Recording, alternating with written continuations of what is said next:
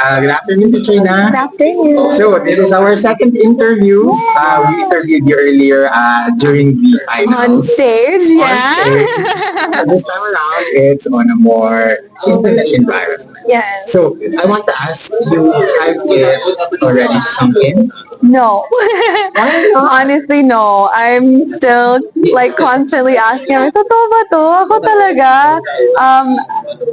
I've dreamed about it for almost 10 years now. So, I mean, I'm expecting it to take a little bit of time. Siguro by next month, I feel like I'll actually like accept na ako na talaga. I think it's, again, it comes from a place of gratitude. I'm really thankful. I am beyond humbled, but the fact that Katrina Johnson is now synonymous with Binibining Pilipinas International is not mathing in my brain right now. So you have to give me a little bit of time.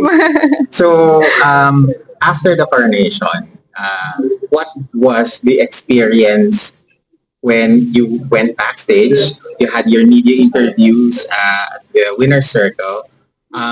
Was there a moment there while you were being interviewed that it crept on your mind that, oh my god, I am now a crown winner, or was it still a surreal out of body experience? Yeah, for sure. I was just trying so hard not to constantly cry throughout all of the interviews because, of course, the emotions were really real. They were really fresh. I, couldn't believe it that I had this crown sitting on my head, that I had this sash that I dreamed about for so long. So the fact that, people were asking, how does it feel? How does it feel? I'm overwhelmed. Like, this is what I've dreamed about for so long. This is, the highest honor that I could have ever thought of. At the same time, it's not only my dream, but my mom's dream as well. So just to have all of that in one night, it's something that I still tear up about when I think about it. So it was an eventful night for sure, but it was really the whole entire night, even before we started, was filled with emotion.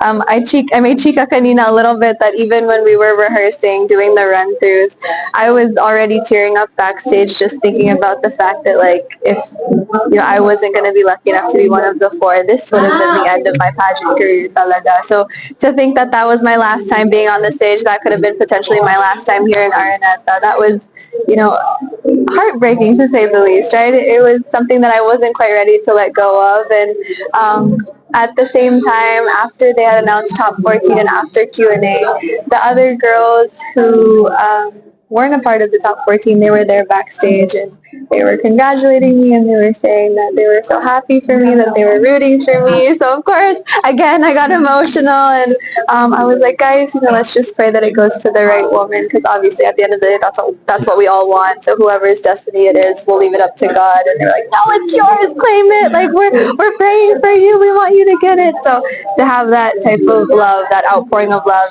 just before the crowning moment was so nice. And of course when they had crowned me and to have you could pull me back and be like, no, we want to hug you first.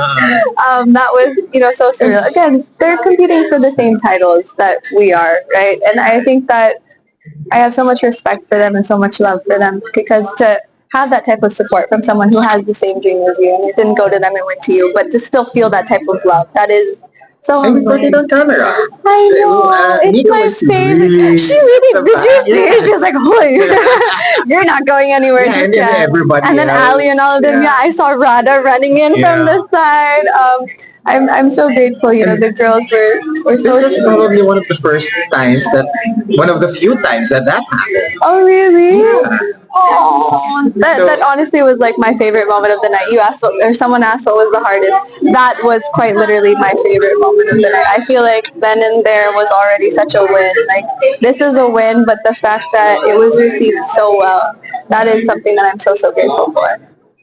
And one of the funny things as well is that, oh my God, they were pulling her back, and everybody was And congratulating. there's like at one point where like my hands are like Yeah. this because they're And pulling. we were thinking, oh my God, how long would they do that? And she might not get her crowning moment or sashing moment. No, I saw one of the floor directors was like, "Tama na, come forward." So I was like, "Guys, I'll be back. I'll be back." Yeah, no, that I again that was such a once in a lifetime experience, right? Of course, you dream about winning, but the fact that it was received so well with the girls that you're competing against, that is, something so rare, and the sisterhood really is there. So I'm grateful. They've still been making kulit to me through the messages. They've been sending me lots of love and saying that they're going to extend their support all through 2026 to when I compete. So I'm very lucky. I'm very lucky. At both of the batches that I've been in Binibining, the girls are truly my best friends, and I know that I'll have those friendships forever. So yeah, that's one of the things I'm very, aside from the privilege and the honor of being able to represent the Philippines, the fact that I get to walk away with such incredible women as my friends and my sisters, that is definitely a win in my book. I'm so excited for you. I mean, while I'm interviewing you, I'm lost for words because I felt that, oh my God, I feel from the very beginning that this is a crown that's yours to lose if things don't go your way, but it is. And I'm really happy for you. Thank you so much. I really appreciate it. You've always been there supporting me since the very beginning, so I'm really thankful. I will always support you. Yeah, we really appreciate it. And it means a lot. You mentioned something earlier about it's the right time. Yeah. For you. Yeah. Do you think that there's a level of maturity there that Absolutely. now makes the journey more worth?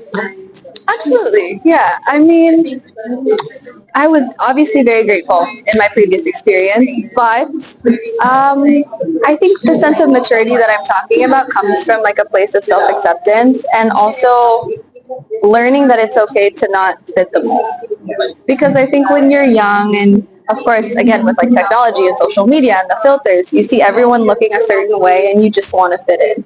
And for the longest time in my life, throughout my childhood, I always felt like I didn't fit in. I always felt like I was kind of on the outskirts, and I thought I was invisible, and I thought that equated to me not being worthy of chasing after my dreams, because I wasn't exactly carbon copy what these women looked like and where they came from. And it took me maturing, me growing older, me going through my life experiences to actually understand that, just because I'm not exactly like Queen A or my Ate Queen B, that doesn't mean that I don't get the chance to chase after my dreams. That doesn't mean I don't have things to offer. And what it just means is I have the chance to break the mold. I have the chance to rewrite history. And that's exactly what I was able to do. I'm the oldest Binibining Pilipinas international to be crowned, and the fact that I was able to also be the first Binibining international from Davao to ever be crowned, that is so crazy. That is so crazy to me. So I think, yeah, that just is a testament to everyone that regardless of what anyone thinks, regardless of the opinions or prototypes or whatever checklist that you're supposed to check off, if it's for you, it's for you. If you work hard, if you show up, if you're determined, and you do it with a heart full of love and with good intentions, I think it'll come to you. And again, I cannot, continue this interview without giving a shout out to the team, Sir Rodney, to Miss Mitch, because they have always been very vocal with your support on social. They keep on, sharing anything that I post online regarding your journey. And I really felt what you said earlier about the LGU, the people behind that were supporting you. Yeah, of course, I would not be here today if it wasn't for them. Of course, Kuya Rodney has been he is not only my makeup artist, but he really is like my kuya. He really is like one of my oldest friends, right? Going on 10 years na kami. It is truly a bond. Like, we get each other like no other. It's not only like in terms of he knows my face because he's seen it for the past 10 years, but the sense of we really have like a bond mentally. We get each other. That tandem is something that's really special to me, and the fact that he has been there from the start. When my mom was here, he knew that was a dream of ours, and the fact that that's why he really extends so much support, is because he does know that was our dream. He was there to witness that dream being talked about. So when I had said, what, Kuya, like, I think this is the time for me to actually go after that, she's like, okay, what do you need? Like, we're all hands on deck. However we can help you, we'll try to help you. And of course, not everyone has that type of support, and I'm very, very grateful. I don't take that lightly, and of course, they were one of the reasons why I really did want to try so hard to bring home the crown, because I know they've sacrificed so much, right? It's not just me. They have families, they have work, they're giving up a lot to help me on this journey. And technically, it's not them that's going to compete; it's me. But they're still there behind me. So I'm so grateful. And of course, Sir Louie, who was willing to bring my vision to life. Ma'am Mitch, who was also from Cebu and from India when she was all over the world, trying to connect me with other creatives to help me out. Again, I am, so humbled. There are times where I would look at myself and have those doubts again, and to have people behind me rallying so hard and trying to make everything come to life. It was really just like, okay, you know what? Like, it is the least I can do for these people. If they believe in me, I need to at least try to give them a good fight and put everything out there. And safe to say you're gonna be bringing them to Japan. Absolutely. Nothing is going to stop me from taking them to Japan, except maybe the embassy. But if everything goes smoothly, yeah, I want them there for sure. If not, in the audience, hopefully they'll be a part of the journey for sure. Any final words to your supporters, the people who believe in you? Because I'm sure part of the reason why you won it is because of their prayers. Oh, absolutely. That's something that really touched my heart. Is even leading up to coronation, the day before coronation, I would get messages where people were saying they went to the church and they prayed for me, or they gave an offering to the church for me. Their birthday wish was dedicated to me getting what my heart desired. Shout out to Sheila. Of course, it means so much, right? They don't have to do that. It's a labor of love that you don't have to do that for someone that, some of these people I haven't even met personally. I've only met them online.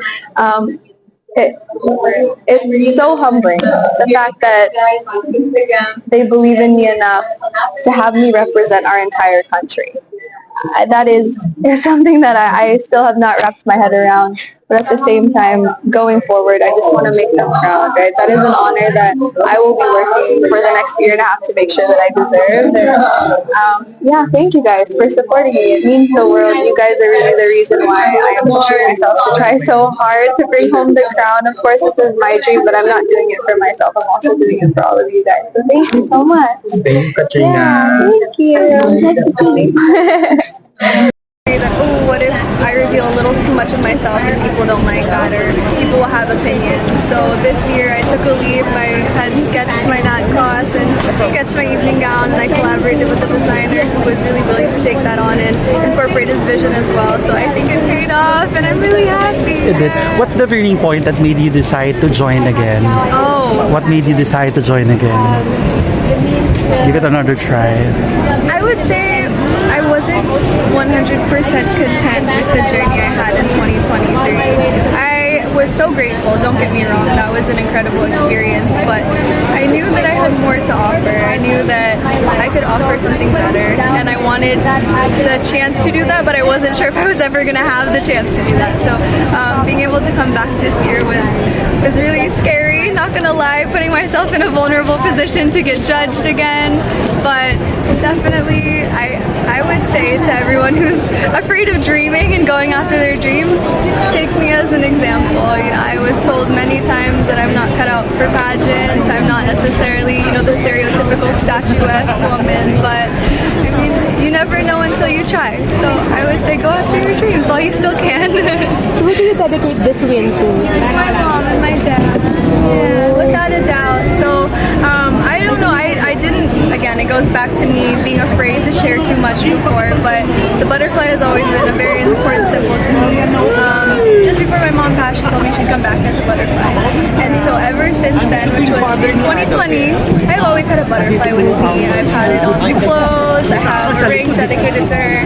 My knot cost 2023, and as well as this year, I have a butterfly. I have a butterfly here, and then last edition, my evening gown was inspired by a butterfly as well. So I've carried her with me, and it's been so special to have my dad sitting in the audience as well. And of course, it's Father's Day, so of course I have to dedicate it to my dad as well. 2025 is a redemption year for you, Kat. So how does it feel that you have a year ahead to prepare for Miss International? I know how some people would say that that it's kind of like a risky move, but honestly, I really like it. I'm a planner through and through, so I love having time to think things through, to really improve upon myself, to grow as an individual, and hopefully bring home a crown for the Philippines. Speaking of Katrina, this is Miss International that you're gunning for. You're gunning for the 7th crown. Is there any game plan? Some queens have early game plan as early as their crowning moment, but for you, do you have, has it sunk in yet? Or do you have anything planned right now that this is what I'm gonna do coming to Tokyo? You know, honestly, I have a couple of plans in mind. I think I'm really gonna stick with my whole, what I've done throughout my past journeys, which is really be myself. I am a Filipina through and through, and that's exactly what I want to show there. I don't want to change anything. I still want to be the same individual that I am, and I hope that that's enough to win them over. But of course, that's not saying that I'm not gonna try and work on myself. But